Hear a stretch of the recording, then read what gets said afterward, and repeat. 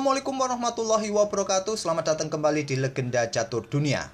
Beberapa turnamen over the board banyak yang sudah selesai kawan. Sambil menunggu turnamen-turnamen berikutnya, coba kita ulas beberapa game yang sempat kita lewatkan dari event turnamen online antar tim Pro Chess League 2023 dari permainannya tim Hikaru Nakamura kawan, yaitu Gotham Knights. Gotham Knights di minggu kedua ini bertemu dengan tim asal Amerika Serikat lainnya, yaitu California Unicorns, di mana Gotham Knights ini merupakan tim yang dikapteni oleh Levi Rosman kawan, atau yang kalian kenal dengan Gotham Chess. Dan Gotham Knights ini menang atas California Unicorns dengan skor 8,5, 7,5.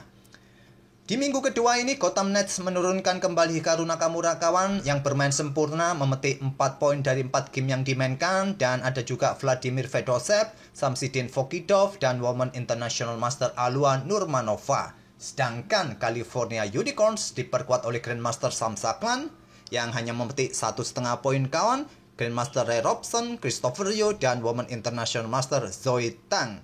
Dan game dari Hikaru Nakamura ini saya ambil saat menghadapi Sam Saklan pada game keempat. Langsung kita ke papan analisis, di mana Nakamura di sini pegang putih mengawali dengan pion E4 dibalas dengan permainan Sicilia Defense oleh Sam Saklan, kuda F3, dan Sam Saklan pion D6. Dan di sini Nakamura bermain dengan permainan tertutup dari Sicilia Defense, memilih variasi ala pin tertunda dengan pion C3 kawan, kuda F6 lanjut Sam Saklan. Dan pada posisi ini kawan, kebanyakan putih bermain dengan gajah E2 atau pion H3.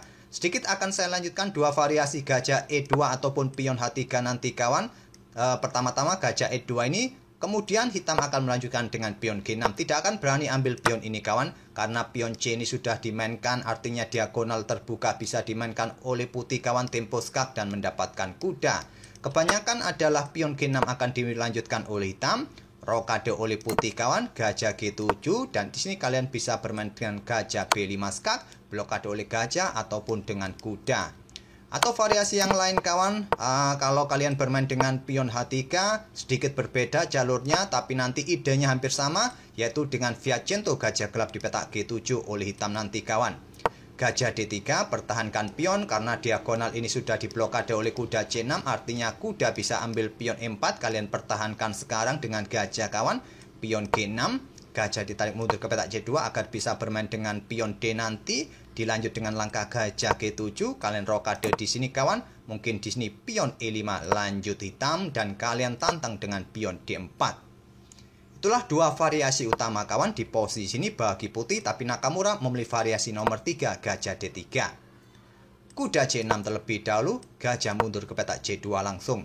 Dan di sini gajah berkembang ke petak G4. Pressure kuda di sini kawan diikuti dengan langkah kuda bergerak ke petak E5 bisa jadi.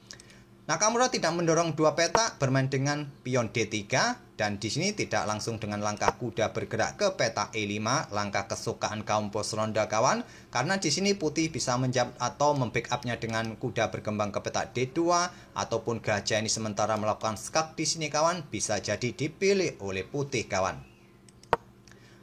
Memilih dengan langkah pion E6 terlebih dahulu, kuda berkembang ke petak D2, menteri ke C7, apakah persiapan untuk rokade panjang di langkah berikutnya kawan? Dibalas dengan langkah pion H3, gajah mundur ke petak H5, Nakamura melangkah menteri ke petak E2. Kalau kalian kejar lagi gajah ini kawan, gajah akan mundur, dan coba lihat hitam sudah mempersiapkan rokade panjang. Kalian akan sedikit tertunda kawan jika ingin melakukan rokade panjang juga, artinya kalau melakukan rokade pendek dengan konstruksi pion semacam ini akan mempercepat hitam membuka lajur H dengan pion hanya nanti kawan. Mungkin karena itulah Nakamura tidak mengejar gajah lagi dengan pion G4. Bermain dengan menteri ke petak E2, gajah E7, ada opsi pendek atau panjang di langkah berikutnya rokadenya kawan. Kuda F1 ingin mencoba mengejar gajah nanti di petak G3 kawan, dan memilih rokade panjang oleh Sam Saklan. Kalau Stockfish menyarankan pion D5 mencoba menantang pertukaran membuka permainan di petak pusat atau dengan pion H6 kawan, tapi rokade panjang dipilih oleh Sam Saklan. Kuda G3, gajah mundur ke petak G6, rokade oleh Nakamura, selanjutnya baru pion D5 lanjut Sam Saklan. Ditolak oleh Nakamura, memilih menahan diri di petak pusat kawan, menyerang gajah dengan kuda H4, raja bergeser ke B8, kuda sikat gajah G6 diambil balik oleh pion H, lajur H terbuka sekarang bagi benteng hitam kawan. Di sini gajah A4, coba tekan kuda dan dilanjut dengan pion D4. Stockfish menyarankan dengan pion A6 kawan, atau raja ini bergeser sekali lagi, tapi memilih dengan pion D4. Dan di sini langkah yang bagus bisa dipilih oleh putih, punya opsi bertukar kawan dengan gajah sikat kuda C6, tapi memilih menutup permainan dengan pion C4. Kalau gajah pukul kuda C6 terlebih dahulu diambil balik oleh menteri, kalian melanjutkan pertukaran kawan untuk membuka lajur C. Jika diambil balik oleh benteng agar lajur C tetap tertutup kawan, gajah punya kesempatan keluar di sini. Kalau kalian blokade dengan gajah di sini kawan, maka selanjutnya ya simpel gajah pukul gajah kawan. Kalau diambil oleh menteri atau benteng, pion E5 siap dimainkan, jadi tidak mungkin akan diblokade oleh gajah. Mungkin bergeser saja raja ke petak A8. Kalian bisa melanjutkan dengan langkah gajah E5, ancam benteng, ancam kuda. Mungkin benteng langsung mundur ke petak D8. Kalian menggeser benteng AC1, coba tekan lajur C kawan. Kalian akan jauh lebih cepat untuk mengaktifkan para perwira untuk menyerang dengan langkah pertukaran terlebih dahulu. Tapi ini adalah permainan rapid kawan, tentu kombinasi yang begitu panjang kadang terlewatkan. Oke, kembali ke permainan aslinya, pion C4 dipilih oleh Nakamura. Selanjutnya kuda ke petak D7 untuk menghindari ancaman pion ini kawan, dan coba blokade. Mungkin nanti kuda ke petak E5 dihentikan dengan pion F4 oleh Nakamura. Raja bergeser ke petak A8. Selanjutnya di sini pion E5 dimainkan oleh Nakamura, membuka diagonal bagi menteri untuk mengawasi diagonal ini mungkin nanti kawan, atau mengosongkan petak bagi kudanya mencapai petak gelap D6 nanti. Coba pressure pion C5 juga kawan, dan dibalas dengan langkah kuda B6 serang gajah. Gajah dipertahankan mundur kembali ke D1. Sekarang pion G5, tantang Samsaklan, diterima Nakamura untuk membuka lajur bagi bentengnya di lajur F kawan. Tapi pion-pion ini sekarang menjadi lemah. Pion E diambil oleh Samsaklan dengan kuda. Dan di sini kawan, gajah F4 mengepin kuda, blokade dengan gajah D6.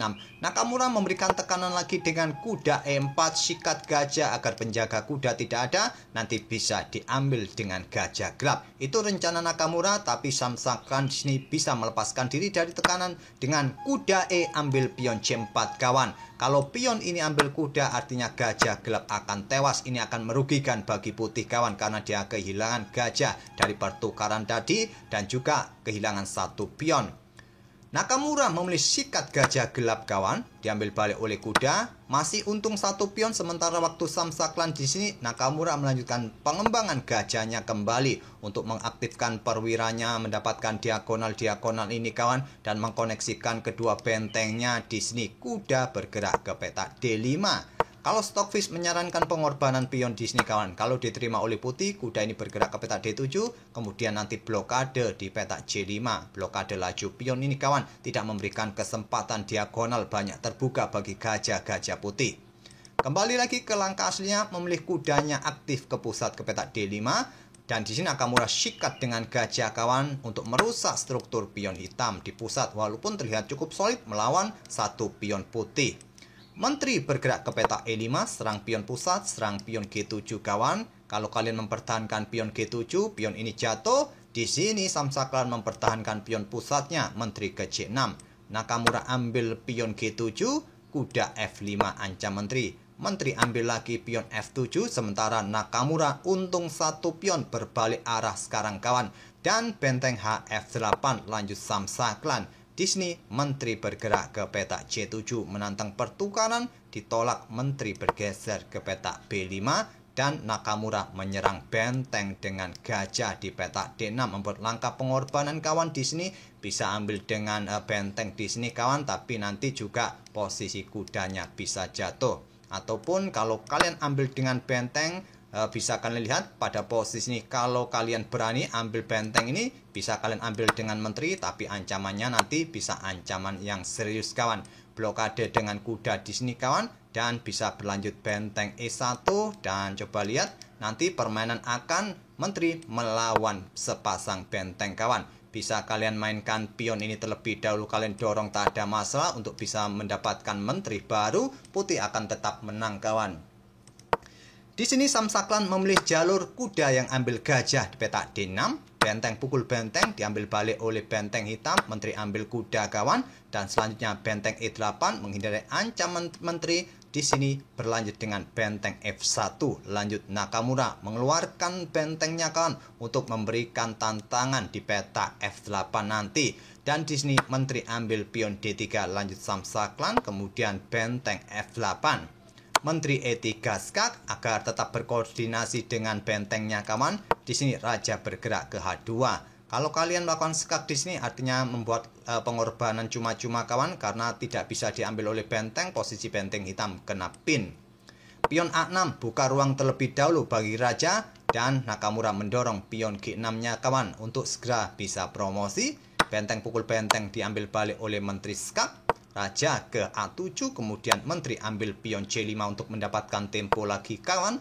Raja mundur, menteri bergerak ke petak D6. Tidak ambil pion ini kawan, karena ancamannya nanti skak yang berulang-ulang. Skak di sini kawan, memaksa raja mundur, nanti skak bolak-balik. Walaupun masih ada kesempatan bagi putih untuk bisa menang kawan. Tapi Nakamura lebih memilih mengamankan posisi rajanya dengan menteri ke petak D6.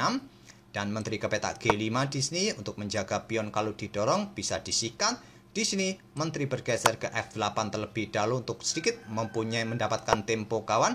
Raja A7, menteri kembali ke petak C5. Di sini raja kembali ke petak A8 dan menteri ambil pion yang ada di petak D4. Di posisi ini Samsaklan menyerah. Karena jika dilanjutkan menteri hitam ambil pion di sini kawan, menteri putih juga mendapatkan pion yang di sini. Sekarang jumlah pionnya kawan selisih 2 pion, tentu dengan mudah putih akan tetap menang. Permainan memang jauh dari ancaman skak mat kawan, dan hitam masih mempunyai melakukan skak-skak yang berulang nantinya, tapi sementara waktu ini ya tidak ada skak-skak yang berulang kawan. Semua jalur gelap ini sudah dikuasai oleh menteri putih yang berada di sentral. Ya mungkin pergerakan menteri hitam ini bisa melakukan pergerakan mencoba mengancam pion-pion ini kawan, ya simple masih bisa dipertahankan oleh putih, tak ada masalah bagi putih. Tak perlu saya lanjutkan lagi langkah-langkahnya, kalian pasti paham seperti apa harus melangkah. Putih di langkah berikutnya kawan melakukan skak terlebih dahulu atau gimana terserah kalian, atau mempertahankan kedua pion ini terserah kalian. Kalian pasti akan tetap menang dengan permainan seperti ini. Itulah kawan permainan Hikaru Nakamura pada game keempatnya saat melawan Samsaklan yang memperkuat tim California Unicorns. Sekali lagi Gotham Knights di minggu kedua menang atas tim California Unicorns ini kawan. Semoga permainan dari kedua pemain tadi bisa memberikan bahan referensi dalam permainan Sicilia tertutup, khususnya variasi Alavin tertunda. Dan kita akan bertemu di video-video berikutnya. Terima kasih. Wassalamualaikum warahmatullahi wabarakatuh.